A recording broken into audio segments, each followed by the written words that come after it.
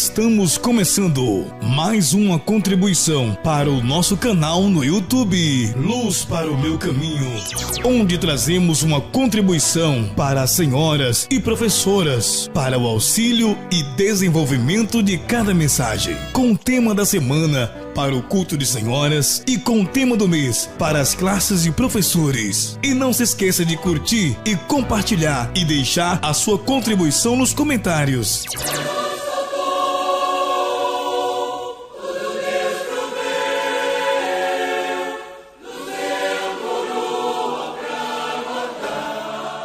Trabalho de senhoras nesta semana, que tem como tema orientado pelo programa, o quadro Lâmpada para os Meus Pés, aonde ficou para que trabalhássemos esta semana com a pergunta de número 6 da dinâmica que passamos a semana passada. E nos diz assim: identifique os sinais proféticos dirigidos à igreja no texto do Evangelho de Marcos. Identifique os sinais proféticos, né? Profético, profecia, é aquilo que está por vir, é aquilo que é extraído do histórico. Então, iremos identificar nos seguintes textos: olhai, vigiai e orai, porque não sabeis quando chegará o tempo. É como se um homem, partindo para fora da terra, deixasse a sua casa e desse autoridade aos seus servos, e a cada um a sua obra, e mandasse ao porteiro que vigiasse. Vigiai, pois, porque não sabeis quando virá o Senhor da casa, se à tarde, se à meia-noite, se ao cantar do galo, ou se pela manhã. Desses três tópicos aqui, a gente consegue extrair, fazendo um resumo nos três, a gente entende que o chamado do Senhor, o despertar, né, que é o tema do seminário, agora da evangelização de outubro, é para que nós venhamos nos despertar para a vigilância. Precisamos estar atentos. A gente sabe que o cansaço, a fadiga, ela vem para todos. A assolação sobre a humanidade, Deus ele não tem a igreja como favorita ao ponto de não permitir que ela sofra com os sinais que está profetizado sobre a face da terra. Pelo contrário, a grande diferença está exatamente no serviço que nós temos. Mas nós iremos passar pelas mesmas mazelas. Os sinais do fim se cumprem, não é só para a humanidade, mas principalmente para a igreja. A igreja, ela é obrigação dela estar a par dessas informações para que não venha a ser pego de surpresa. E mais uma vez, o Senhor deixa um ensinamento extraordinário. O primeiro tópico aqui: olhai, vigiai e orai, porque não sabeis quando chegará o tempo. Qual é o tempo? Esse tempo está falando exatamente desse tempo agora, o qual nós estamos vivendo. A Bíblia aponta esse tempo como o tempo do fim, o tempo do breve. Então, olhar aqui significa fitar os olhos, é a ação, né? É dirigir os olhos para uma pessoa ou para uma coisa. Então, o significado de olhar é exatamente isso. Então, aqui quando ele diz olhai, ele está querendo que nós venhamos estar dirigindo os nossos olhos para alguma coisa. E que coisa é essa? A Bíblia diz que haveria sinais no céu, na terra e no mar. Então não seria somente sinal no céu e no mar, mas na terra, onde nós habitamos. acontecimentos, fome, miséria, amor ao próximo. Isso é o que os nossos olhos estão vendo nesses últimos dias. Depois que ele diz olhai, ele manda vigiai, que já é diferente de olhar. É como se eu colocasse um leite para ferver. Um exemplo chulo aqui, mas é para que possa ficar boa a compreensão. Você põe um leite para ferver e pede alguém para poder olhar. Daqui a 10 minutos, um exemplo, você sente o cheiro de leite queimado. Vem na sua mente que o leite subiu e derramou. E quando você chega lá, a pessoa está olhando o leite da forma como você mandou. E aí você pergunta para ela, mas por que você não desligou? Não, porque você mandou eu olhar. Você não me deu nenhuma designação. Você não me deu nenhuma orientação do que era para ser feito. Você simplesmente me mandou olhar. Então as Escrituras, ela não deixa lacuna, ela não deixa brecha para que o homem não venha se embasar na sua razão e dizer que Deus não explicou. Não, ele manda olhar. Depois que ele manda olhar, ele manda também vigiar. Então, quando você está lá com o mesmo leite, você chega, pede uma pessoa, olha para mim o leite e vigia para mim quando ele estiver subindo. E quando subir, você abaixa o fogo para que ele possa ferver e não deixa ele transbordar.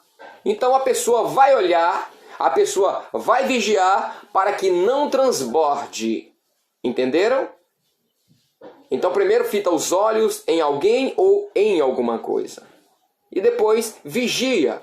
Então, quando o Senhor aqui, ele manda a igreja olhar, a igreja ela olha e ela descobre através do olhar alguma coisa que está acontecendo e ela confere com a Bíblia e ela vê que aquilo ali é semelhante ao que o Senhor Jesus tinha instruído para os seus discípulos que aconteceria no final. Porque aqui quando ele já manda vigiar, é olhar com advertência, é olhar com instrução, é olhar com orientação. E nós temos as orientações reveladas pelo Espírito. Nós vamos olhar e vamos descobrir algo de valor. Porque vigiar também tem essa característica. A vigilância é o ato de olhar uma pessoa ou coisa para evitar que algum mal aconteça. Então a gente observamos que os sinais no céu, na terra e no mar apontam algo de grande valor. E o que é que existe nas Escrituras, revelada pelo Espírito Santo, que tem grande valor para nós hoje? O arrebatamento da igreja. Que será uma bênção e também será uma maldição. É por isso que ele finaliza dizendo para orar. Olhai, vigiai e orai. Por quê? Porque a única forma, se a gente pegar aqui, se você for olhar, você vai ver as profecias. As profecias, ela representa o próprio Deus. O próprio Deus. É os profetas falando aquilo que Deus ditava. Então, tudo o que o Senhor profetizou na palavra, olhando, que é examinando as Escrituras, a gente vai ver que ela representa o Pai. A vigilância, ela foi instruída já no tempo de Jesus, que nós devíamos estar vigilantes. Devemos estar vigilantes. Então passou-se o período do Pai, nós descobrimos o período do Pai olhando as Escrituras, examinando as Escrituras. A gente alcança o período do Filho vigiando. Porque a Bíblia diz que nós somos pequenos Cristo, imitadores. Sejam meus imitadores como eu sou de Cristo. Assim diz Paulo. Isso se chama vigilância. Se as minhas atitudes não é a mesma atitude imitando o Senhor Jesus, eu preciso então mudar as minhas atitudes. Eu preciso mudar o meu testemunho, eu preciso mudar o meu entendimento de obra através do Espírito. E a oração aqui, a Bíblia diz que sem santificação é impossível agradar a Deus. A santificação ela vem através da oração. Então, a moeda de troca para salvação é a oração. É a oração.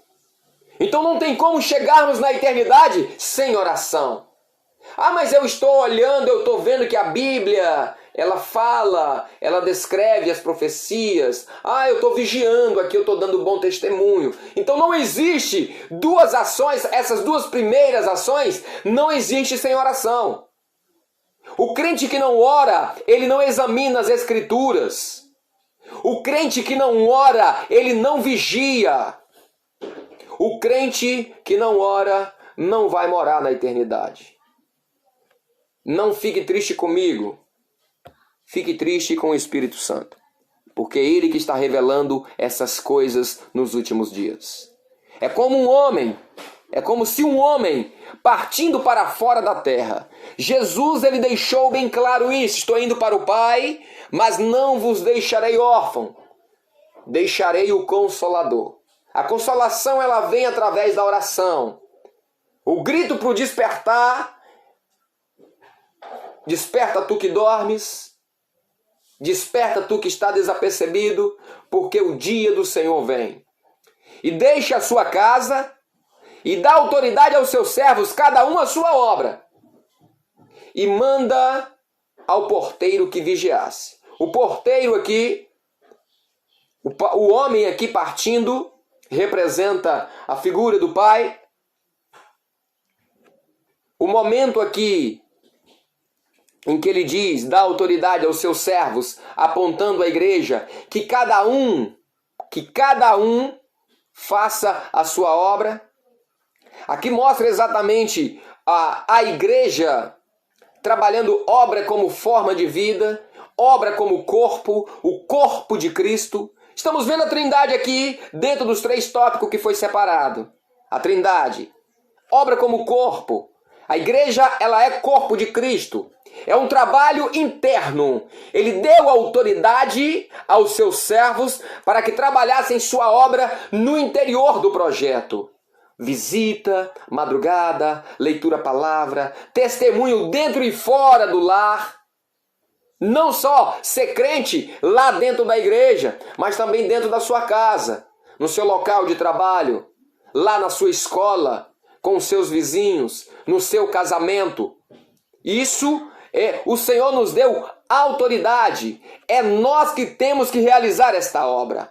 E ao porteiro que vigiasse. Estamos falando do Espírito Santo. O mesmo vinhateiro lá que cuidava da vinha e tinha uma figueira plantada no meio sem dar fruto.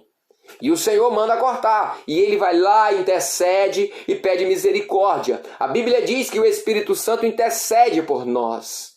Ele brama com bramidos inexprimíveis. Ele chora, ele sofre por ver a igreja padecendo por falta de conhecimento. Não estamos falando de conhecimentos literários, de históricos, filosóficos. Estamos falando de conhecimento profético. Porque não me adianta nada ter um conhecimento de matemática, sendo que eu não utilizo.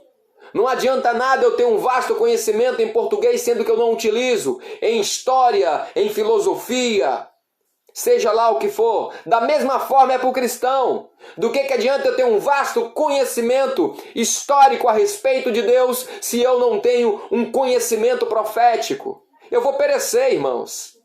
As pessoas podem chegar, ler as Escrituras e falar o que elas quiserem. Como eu não tenho conhecimento profético, elas podem me levar para aonde ela quer. Mas aqui não, a Bíblia diz que nós não devemos seguir igreja. O Senhor Jesus orientou para que os seus discípulos seguissem o homem com cântaro, que é tipo do Espírito Santo. É o Espírito que nos conduz nesses últimos dias. Então aqui a gente vê o porteiro, é ele que vigia. É ele que diz Maranata. Maranata, o Senhor vem. E quando os servos que estão dentro ali, cada um realizando a sua obra, quando ouve o porteiro gritar Maranata, eles ecoam isso dentro da casa. Olha, Maranata, o nosso Senhor está vindo. Maranata, verdadeiramente o Senhor da casa vem. Maranata, desperta tu que dormes. Maranata, o Senhor Jesus vem. Vigiai, porque não sabeis quando virá o Senhor da casa, se à tarde, se à meia-noite, se ao cantar do galo. Aqui a gente vê mais uma vez, quando Deus ele revela o seu projeto para levar o homem para a eternidade depois que foi expulso do jardim do Éden. Esse momento aqui, da tarde, é o melhor momento do dia, em que o sol se põe, a fresca. Era o momento em que Deus vinha visitar Adão e Eva na virada do dia. Então, mostrando exatamente isso. Então, está dizendo aqui, olha, nós não sabemos se vai vir à tarde, se vai vir em um momento em que você vai estar bem, em que o momento em que as lutas estiverem cessado sobre você. Não sabemos também se é a meia-noite. A meia-noite é aquele momento de que há densas trevas. Era a hora mais escura da noite. Ela é a hora mais escura da noite. Por que que muitos estão parando de caminhar? Porque está escuro. E a única forma, a Bíblia diz, que Jesus ele é o caminho. E à noite, todo o caminho desaparece. Então é por isso que nós precisamos da revelação do Espírito. A última praga no Éden foi exatamente, houve a penúltima praga, né? Foi as trevas. As trevas. Escureceu. Penúltima, eu não me lembro bem a ordem aqui. Mas houve a praga das trevas. Que as pessoas foram pegos nas ruas, pararam de caminhar, pararam de andar, e ali houve um grande alvoroço. Mas aí aqueles que estavam dentro dos seus lares, ouvindo a mensagem, a doutrina, mantendo aquilo no seu interior, eles tinham luz, a revelação do Espírito. E Jesus está sendo revelado pelo Espírito Santo. Ou ao cantar do galo, ou pela manhã. A gente vai vendo o processo. O cantar do galo fala exatamente de cumprimentos de profecias. A gente não sabe se vai acontecer o arrebatamento da igreja no meio do acontecimento das profecias. Mas uma coisa é certa: o Senhor, ele vem pela manhã. Ele vem verdadeiramente. A Bíblia diz que ele não é homem, nem tampouco filho do homem, para que minta ou se arrependa das suas promessas. Pela manhã, ou ao cantar do galo, ou à tarde, ou à meia-noite. O que resta para a igreja? Vigilância, para que um grande mal não venha sobre nós. Amém? Só recapitulando, olhai, nós como igreja, com o olhar profético, olhamos e descobrimos nesses últimos dias algo de grande valor. Isso foi descoberto porque estava escondido. E o que é? O arrebatamento da igreja. Depois que nós descobrimos isso, aprendemos que precisamos tomar conta disso, para que nenhum mal venha, e tire de nós, roube de nós a coroa da vida. Amém? Agradeço ao carinho de todas as irmãs que têm orado por nós, que têm deixado os seus comentários, que têm compartilhado, que têm orado pela minha casa, pela minha família. Agradeço todas de coração. Eu tenho recebido o resultado das orações de cada irmão dentro da minha casa. Amém? A todos a paz do Senhor Jesus. Maranata, o Senhor Jesus vem.